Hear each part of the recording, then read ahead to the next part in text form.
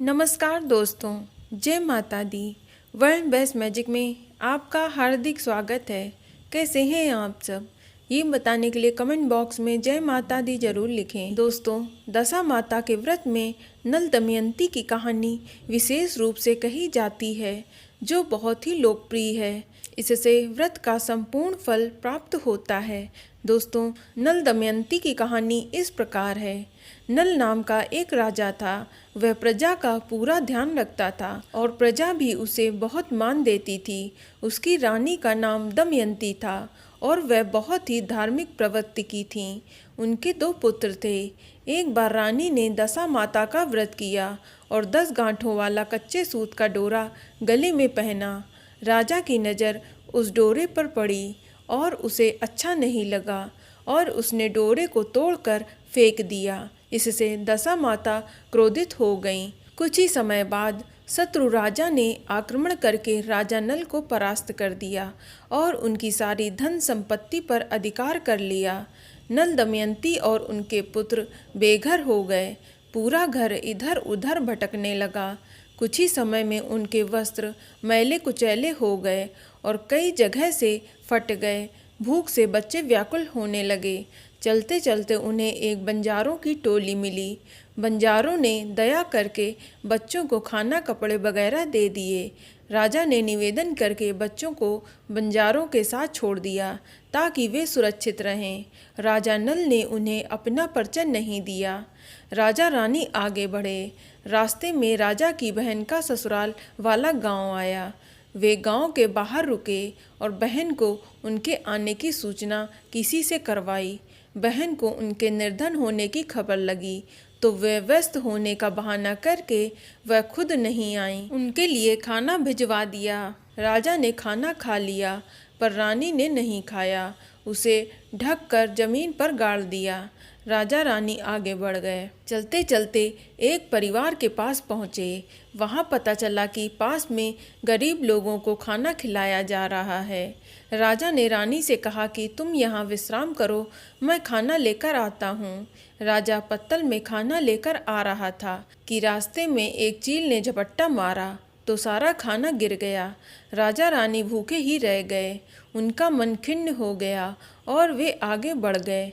शाम को एक गांव में पहुँचे। वहाँ एक सेठ के मकान में उन्हें आश्रय मिला। वे वहाँ रुक गए। सेठानी जल्दी उठकर स्नान करके पूजा करती थीं। उस दिन नहाने से पहले सेठानी गले से नौलखा हार निकाल कर नहाने गईं तो एक मोर हार को चोंच से दबाकर उड़ा ले गया। सेठानी वापस आईं, हार नहीं मिला तो शक नल दमयंती पर गया। तलाशी लेने पर हार तो नहीं मिला पर सेठ ने क्रोधित होकर उन्हें वहां से भगा दिया। राजा रानी शरीर और मन दोनों से बुरी तरह से थक गए थे। एक चट्टान पर ही सो गए। रात को नल की नींद खुली। अपनी पत्नी की दशा पर उसे बहुत ही दुख हुआ। उसने सोचा, मैं इसे छोड़कर चला जाता हूँ। मेरे साथ ये दुखी हो रही है। मैं नहीं मिलूंगा तो यह अपने पीहर चली जाएगी। वहाँ इसे कुछ आराम मिलेगा। ऐसा सोचकर नल रानी को छोड़कर वहाँ से चला गया। बहुत दूर पहुँचा और एक दूसरे राजा के यहाँ उसे घोड़े की देखभाल करने का काम मिल गया। अपनी पहचान छुपाकर वहाँ काम करने लगा। साथ ही ससुराल की खबर भी पता करता रहा। दमयंती जब उठी तो पति को न पाकर पहले तो बहुत ढूंढा, फिर अपने पिता के राज्य चली गईं। उसे बहुत रोना आया। शांत होकर कुछ सोचकर उसने छोटी सुपारियां अपने मुंह में भरकर अपनी शक्ल बदल ली।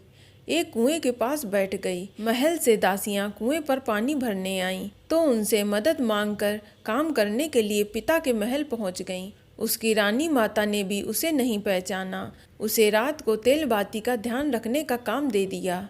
कुछ समय बीता और चैत्र कृष्ण की दशमी का दिन आया। महल में दशा माता के पूजन की तैयारी होने लगी। दमयंती ने भी दासियों की मदद से सामान इकट्ठा किया और दशा माता का विधि पूर्वक पूजन किया और उनसे दशा सुधारने, विपत्ति मिटाने तथा परिवार को मिलाने की बार बार प्रार्थना की। दशा माता की कृपा से नल के मन में पत्नी से मिलने की इच्छा हुई। अब उनकी हालत सुधर गई थी। ससुराल पहुंचा तो पत्नी को वहां न पाकर उसे बहुत चिंता हुई। रात को जब तेल बाती देखने दमयंती वहां आई तो पति को देखकर रोने लगी। नल ने उसे नहीं पहचाना। उसने सुपारी मुंह से थूक दी। नल ने उसे पहचान लिया। नल ने अपनी आप बीती सुनाई और दमयंती के माता पिता को भी सारी बात बता दी। उन्हें वहां पाकर माता पिता को बहुत खुशी हुई और उन्हें कहा जितना चाहो आराम से रहो। कुछ समय नल और दमयंती वहां आराम से रहे, फिर अपने राज्य को चल पड़े। दमयंती के पिता ने उन्हें बहुत सा धन देकर और रथ पर कुछ सैनिकों आदि के साथ विदा कर दिया। रास्ते में सेठ के यहाँ पहुँचे तो सेठ सेठानी लज्जित होकर माफ़ी मांगने लगे। उन्होंने बताया कि 9 लाख का हार दूसरे दिन ही पेड़ पर लटका हुआ मिल गया था। नल ने अपनी पहचान बताई तो सेठ ने उनका बहुत आदर सत्कार किया। विदा होकर वह आगे बढ़े तो बंजारों की टोली मिली। अपने दोनों पुत्रों को वहां से अपने साथ लेकर बंजारों को कुछ धन देकर वह अपने राज्य की ओर चल पड़े। रास्ते में बहन की ससुराल पड़ी। बहन को अपने किए पर बहुत पछतावा हुआ। उसने अपने भाई भाभी से माफ़ी मांगी और आदरपूर्वक अपने घर ले आई और खूब स्वागत किया। वहां से विदा होकर अपने राज्य की सीमा पर पहुँचे तो प्रजा को अपने प्रिय राजा रानी के आने का समाचार मिला। सारी प्रजा अपने राजा रानी के स्वागत के लिए उमड़ पड़ी।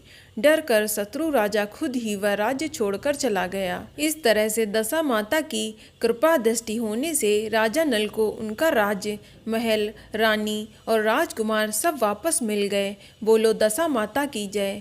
तो दोस्तों, दशा माता की यह कहानी आपको कैसी लगी हमें कमेंट करके अवश्य बताएं और इस वीडियो को लाइक करें और शेयर करें और साथ ही साथ चैनल को सब्सक्राइब करें। धन्यवाद।